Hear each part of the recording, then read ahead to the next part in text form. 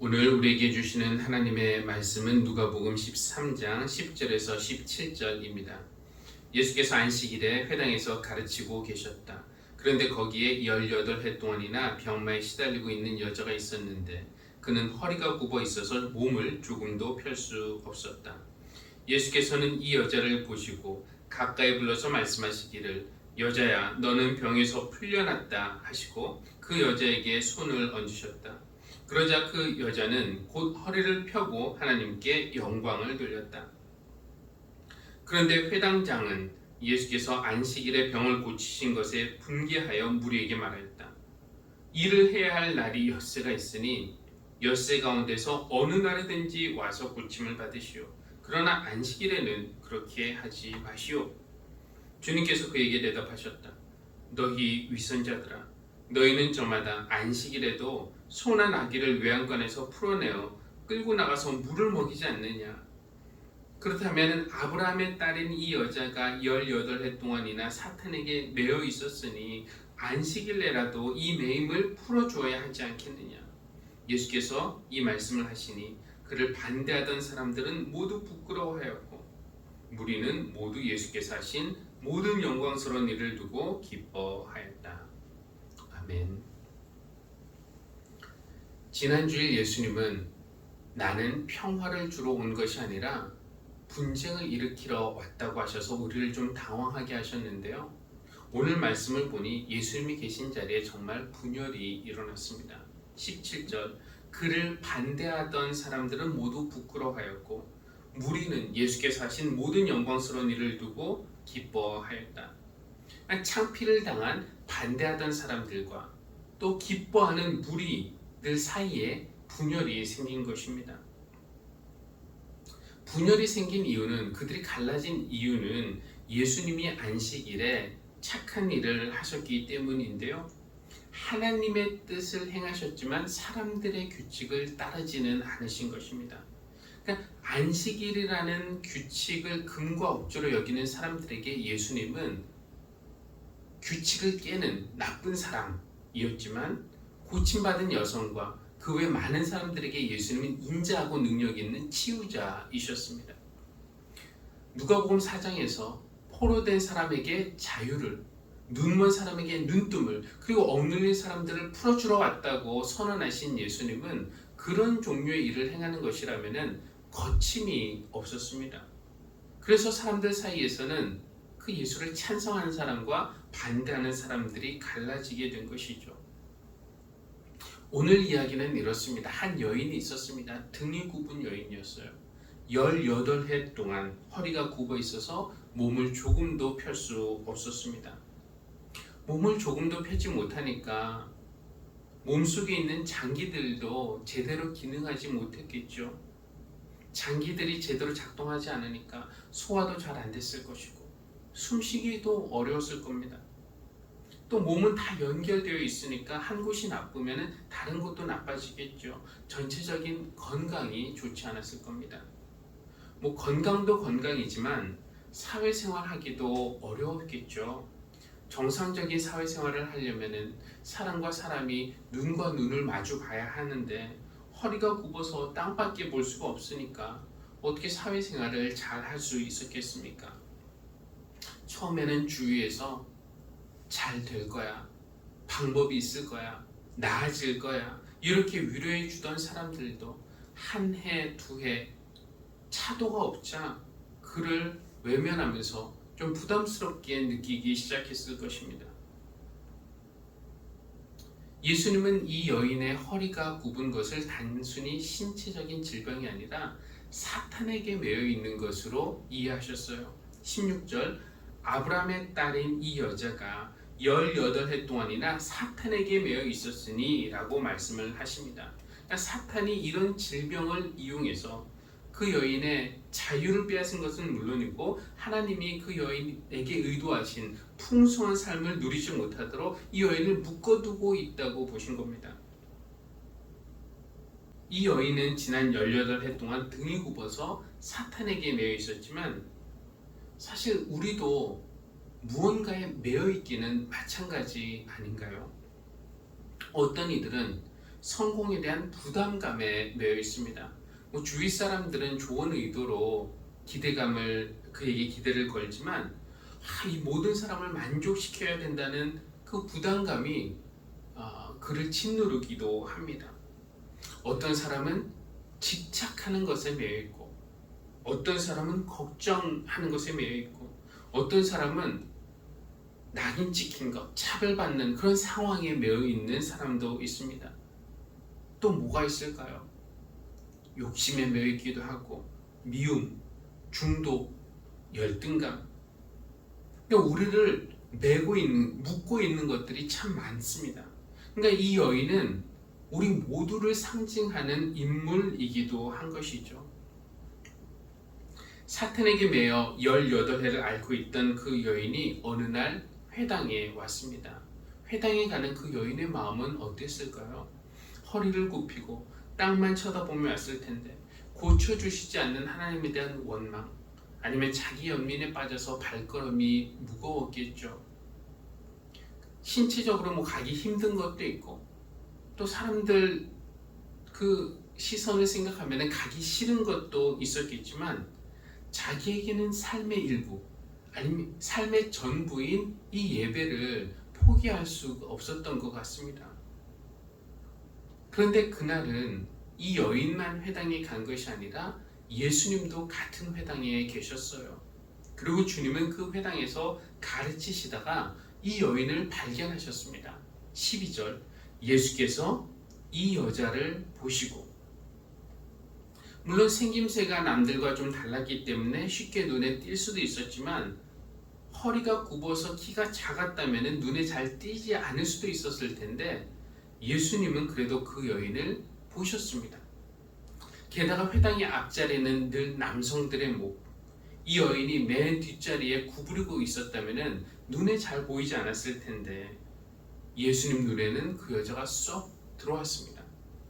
이렇게 예수님은 사람을 찾는 일의 전문가이십니다.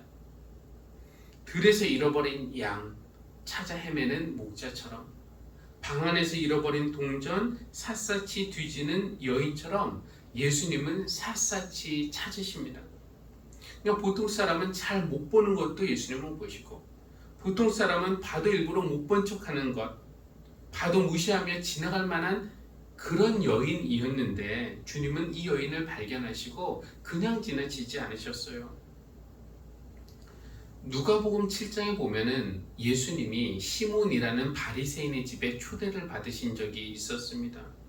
그때 동네에서 죄인으로 낙이 찍힌 한 여인이 초대받지도 않았는데 시몬의 집에 와요. 향유 옥합 한 병 가지고 그 집에 들어왔습니다. 그리고 예수님의 발 앞에 앉아서 눈물을 흘립니다. 그리고 자기 머리카락을 풀어헤쳐서 그 발에 묻은 눈물을 닦고 주님 발 위에 향유를 부었습니다. 사람들이 다 수군거렸죠. 시몬은 속으로 생각했습니다. 이 사람이 예언자라면은 저 여인이 죄인 것을 알 텐데, 그러면 자기를 못 만지게 할 텐데, 상대하지 않을 텐데. 그때 예수님은 시몬이 이런 생각하는 것을 아시고 그에게 말씀을 뭐라고 물으시냐면은, 시몬아, 이 여자를 보느냐? 당연히 지금 보고 있죠. 시몬의 눈에 이 여자가 안 보인 것이 아니에요. 그런데 시몬의 눈에 보인 이 여인은 어떤 여인이었습니까? 죄 많은 여인, 초대받지 않은 여인, 사람들이 싫어하는 여인, 사람들 앞에서 부끄러운 줄도 모르고 자기 머리 풀어헤치는 여인, 값비싼 향유를 함부로 허비하는 생각 없는 여인 정도로 보였습니다. 그런데 예수님 눈에는 그 여인이 다르게 보였어요. 자신의 죄를 아파하는 여인, 예수님의 사랑을 구하는 여인, 구원이 절실히 필요한 여인으로 보신 겁니다. 그러니까 똑같은 눈이지만 그 사람의 마음과 관심이 어디에 있느냐에 따라서 다르게 보이는 것이죠. 강하고 예쁘고 화려하고 아름다운 것만 관심 두는 사람에게는 그런 것들만 보이고 나머지는 눈에 잘 들어오지 않는 것입니다. 그런데 우리 주님의 눈에는 어떤 것들이, 어떤 사람들이 보였습니까? 거러사의 광인이 보였고, 나병 환자들이 보였고, 중풍병자가 보였고 아들을 잃은 나인성의 과부가 보였고 혈루증을 앓는 여인이 보였고 시몬의 집에 찾아온 죄 많은 그 여인이 보였고요.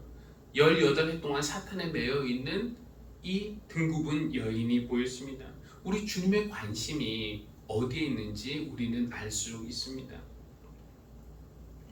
무엇보다 이 시간 예수님이 우리를 꼭 보시기를, 발견하시기를 바랍니다.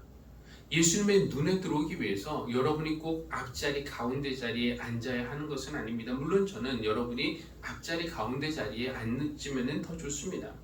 그러나 예수님은 여러분이 어디에 있든지 여러분을 찾으실 수 있습니다. 삭개와 같은 그런 외로움, 죄 많은 여인과 같은 그런 상처, 등굽은 여인과 같은 아픔, 그런 가운데서 내게 구원이 필요한데, 내가 주님을 보고 싶은데, 이런 간절함만 있다면 예수님은 꼭 우리를 보실 것입니다. 그렇게 예수님에게 발견되는 은혜가 우리에게 있기를 바랍니다. 예수님에게 발견되자 이 여인에게 좋은 일이 생겼습니다. 예수님이 그를 가까이로 부르셔서 이렇게 말씀하세요. 여자야, 너는 병에서 풀려났다. 처음엔 좀 어리둥절했겠죠. 18해 동안 한 번도 펼 수 없던 몸이었는데 이제 병에서 풀려났다는 말, 듣기는 좋지만 어디 말 한마디에 쉽게 고쳐지겠습니까? 그러나 예수님의 말씀에는 능력이 있습니다. 세상을 말씀으로 창조하신 하나님, 그리고 그 말씀이 육신을 입으신 분이 바로 예수님 아닙니까? 그러니까 너는 병에서 풀려났다 선포하시는 그 음성은 태초에 빛이 생겨라 선포하시는 그 음성과 같은 음성이에요. 예수님의 말씀은 이렇게 그 여인 안에 희망을 창조했습니다. 그리고 여인에게 손을 얹으세요. 주님의 손이 닿는 순간 뭔가 뜨거운 능력이 자기 몸속으로 들어와서 쫙 퍼지는 것을 느꼈을까요? 그 순간 거짓말처럼 여인은 허리를 곧게 펼 수 있었습니다. 이 순간이 바로 그 여인이 매임에서 풀리는 해방의 순간이었고 사탄에게서 놓이는 구원의 순간이었습니다. 이제 이 여인은 앞을 보는 것은 물론 허리를 펴고 고개를 들어서 하늘까지 볼 수 있게 되었습니다. 그래서 그 여인은 하늘을 우러러 하나님께 영광을 돌렸습니다. 이 여인이 이렇게 고침받고 하나님을 찬양하는 것으로 그냥 이야기가 끝났으면 좋았을 텐데 이 풀림의 기쁨과 구원의 감격이 넘치는 그 순간 이것을 반대하고 나선 사람이 있었죠. 바로 그 회당의 장이었습니다. 회당장은 글쎄 예수님의 기운에 눌려서 그런지 모르겠지만 예수님에게는 직접 뭐라고 못하고 무리를 향해서 화를 내면서 이렇게 말합니다. 일을 해야 할 날이 엿새가 있으니 엿새 가운데서 어느 날에든지 와서 고침을 받으시오. 그러나 안식일에는 그렇게 하지 마시오. 생각해보면 이 회당장의 요구가 주장이 터무니없는 것만은 아니에요. 그는 사람들이 고침받는 것 자체를 반대한 것은 아닙니다. 왜 굳이 일을 하지 말아야 하는 안식일에 하느냐는 것이죠. 만약에 안식일에 사람이 물에 빠지는 응급 상황이라면은 그 구하는 것이 일이라고 하더라도 구해야겠죠. 회당장에게도 그 정도의 융통성은 있었을 것입니다. 만일 안식일에 사람이 불난 집에 갇힌 위급 상황이라면은 구하는 일이 일이라고 해도 해야죠. 회당장도 그런 거에는 찬성했을 것입니다. 하지만 회당장이 말하는 건 무엇입니까? 오늘 상황이 그런 응급 상황은 아니라는 거예요. 이 여인이 하루 늦게 허리 편다고 해서 그리 달라질 것도 없지 않습니까? 18해 동안 기다렸는데 18시간 더 못 기다리겠습니까? 응급 상황이 아니라면 굳이 일을 함으로써 안식일을 어길 것이 아니라 조금 기다렸다가 안식일이 끝나면 그때 하라는 것입니다. 근데 정말 그럴까요? 오늘 본문에서 18해 동안 매여 있는 사람은 이 여인이었지만 정말 매여 있는 사람은 누군가 우리는 묻지 않을 수가 없습니다. 회당장이 화를 낸 이유는 안식일의 조항들, 규칙을 위반했기 때문인데요. 예수님이. 글쎄요, 사람들이 그 율법의 규정들을 어기면은 회당장은 자기의 권위가 훼손된다고 생각해서 기분이 상했던 것일까요? 그는 분개하면서 이래서는 안 된다고 일장 연소를 늘어놓는데 이런 회당장이야말로 율법 조항에 매여 있는 그런 사람이라고 할 수 있겠습니다. 반면에 예수님은 율법의 규정에 매인 분이 아니라 율법의 정신을 꿰뚫어 보는 분이셨습니다. 안식일 정신이라는 것은 다른 거 아닙니다. 하나님의 관심은 이 안식일 조항들 쫙 만들어 놓고 우리가 얼마나 잘 지키느냐, 여기에 하나님의 관심이 있는 것이 아니에요. 하나님의 관심은 그분이 창조하신 의도대로 우리가 행복하게, 기쁘게, 정의롭게, 평화롭게, 자유롭게, 풍성하게 살아가는 것입니다. 율법은 그런 삶을 가능하게 하는 도구이죠. 그러나 우리 인간이 살아가는 모습이 어떻습니까? 일을 하면서 경쟁하면서 더 내가 너보다 많이 차지하려고 하고, 그러다가 승리하면은 욕심은 더 커지고 교만해지고, 그러다가 패배하면은 낙오되고 좌절하고, 그러다가 빈부의 격차는 더 커지고 계급은 고착화되고, 이렇게 세상이 돌아가면 하나님의 나라가 올 수가 없죠. 이런 것에 빠지지 않으려면 우리는 세상의 리듬을 멈추고 하나님의 리듬에 맞춰야 합니다. 그 리듬을 회복해야 합니다. 그래서 하나님은 일곱째 날은 일을 하지 말고 멈추라고 우리에게 명하신 것이죠. 그러니까 안식일의 정신은 잃어버린 그 생명을 회복하는 데 있는 것이지 이 세상 조항들을 얼마나 잘 지키느냐 여기에 있는 것이 아닙니다. 근데 회당장은 말하자면 본과 말, 더 중요한 것과 부수적인 것, 이것을 구별하지 못한 사람이에요. 규칙만 고집하다가 그런 경직된 생각 때문에 중요한 것을 놓치는 사람. 어떻게 보면 이런 사람들이야말로 침몰해가는 배 가운데서 사람들에게 가만히 있으라고, 움직이지 말라고 말하는 그런 사람 아닙니까? 죽어가는 사람들을 구할 생각하지 않고 규칙과 혹은 비용을 계산하는 이런 사람입니다. 회당장은 율법 조항 그리고 자기의 권위 의식에 매여 있는 환자였습니다. 그는 자기만 자유롭지 못한 것이 아니라 더 심각한 것은 어떻게 보면 사탄의 일에 협조하고 있는 것이에요.